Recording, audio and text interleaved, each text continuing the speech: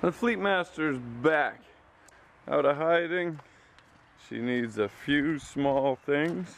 Some upgrades. Like a new glove box.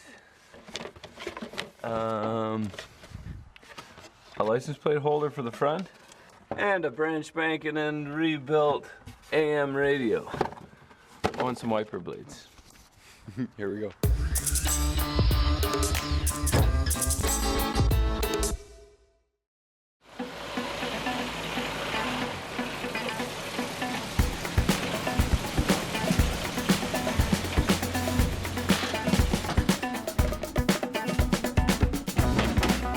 I've been driving this car around for about 2 weeks. I wanted to get a full tank of fuel through it because I don't think the owner drove it much last year.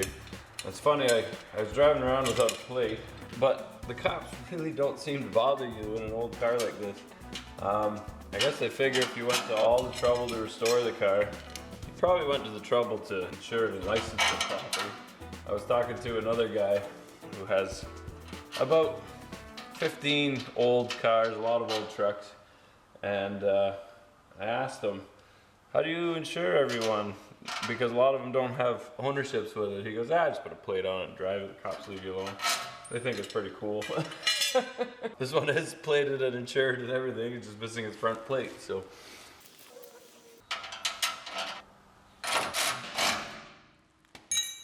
License plate cover, look at that.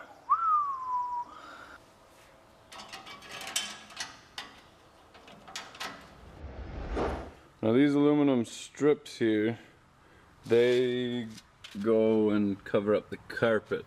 Now the reason I never installed those is Chevys of the 40s, you can pretty much buy the entire car from Chevs of the 40s. Problem is that those plates that cover up from here to here are $333 US per pair. So it's over $1,000 just to get the plates there, and I said the car is not worth that much.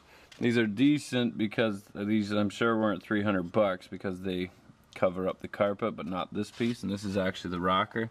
That's how they shrink the rocker, because the rocker has a curve to it. So I have just enough aluminum left over. I think I can put a piece on the bottom and just fold it over and tuck it in behind the trim here.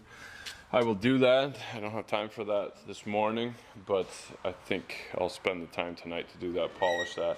That really does finish it off nice. It's got just about everything. Glove box, radio, and then wipers. There we go. Now these glove boxes are cardboard. They come with these little tabs. You just fold the little needles over on the other end, pop it in from the back. And it's that simple, right? You won't find any that are still in good shape because they're out of cardboard. So, again, Chevs of the 40s. Nice little felt inside. Look at that, beautiful. It's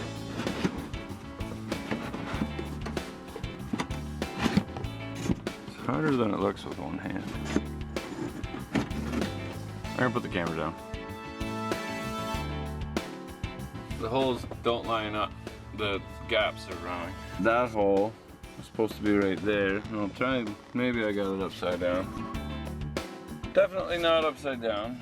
Obviously the crease would go at the top, because the glove box comes in from behind. I did have it the right way, obviously. These holes don't line up, so I just carved a little hole with a razor and put the bolts in. Just gotta do this side, and good as new. I don't know why there's a gap here. That's just the way it is, I guess. Put the hinge or the lock back on, and she's good as new. Here we go. All right, we'll put the door sills in. I don't have enough aluminum, and even though the aluminum that I have is not shiny enough, it's gonna take hours to polish it to make it look good enough. So for now, I'm just gonna leave that. Unfortunately, fished the antenna through. We got a new antenna. I don't know if that's period correct or not. The screw looks really old. It's not new, but anyway, it doesn't look too terrible. We're gonna fish the wire through. This is like a delete behind here. The radio actually goes through here. Take this little cover off here. This is where the knobs come through. So we'll see what we can do. Now you might ask yourself, why would you put an AM radio in this, other than it being period correct? But have you heard of funny 820 in our area? You can get it pretty well the whole Niagara area up to almost North Bay, and it's just 24-hour comedians, and it is hilarious. I love it. So if you see me in my truck and I'm just by myself and I'm laughing hysterically, I'm not crazy. There's a good comedian on that's making my day that much better. Check it out, funny 820. That's not a promotion. That's just a good channel. Go check it out. Now, I got this radio last year. He had me try to install it. I put it on it's converted to 12 volt. I put a battery on it. And it didn't work in the shop. So I told him to send it back and get the guy to look at it again, because supposedly this was a fixed radio. And he said, oh, it's because it's not charging. It needs to be the 13 volts. Well, I'm charging and I got nothing. I got a little bit of humming sound, but no music. So I don't know what to do. I think I gotta leave it in for now and get him to, I don't know, see what he thinks. That's disappointing.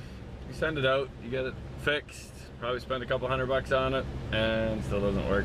I didn't think it would, but I don't know. I can't fix an old AM radio. I have a lot of talents, but I'm not about to attempt replacing capacitors and little swingy thingies and buttons and resistors. And so we are going to go put some fuel in it, clean it, and we're gonna go drop it off. Good to see the car, good to get a tank of fuel through it again, good to get it running a little bit, and hope it gets to enjoy it this summer. So here we go.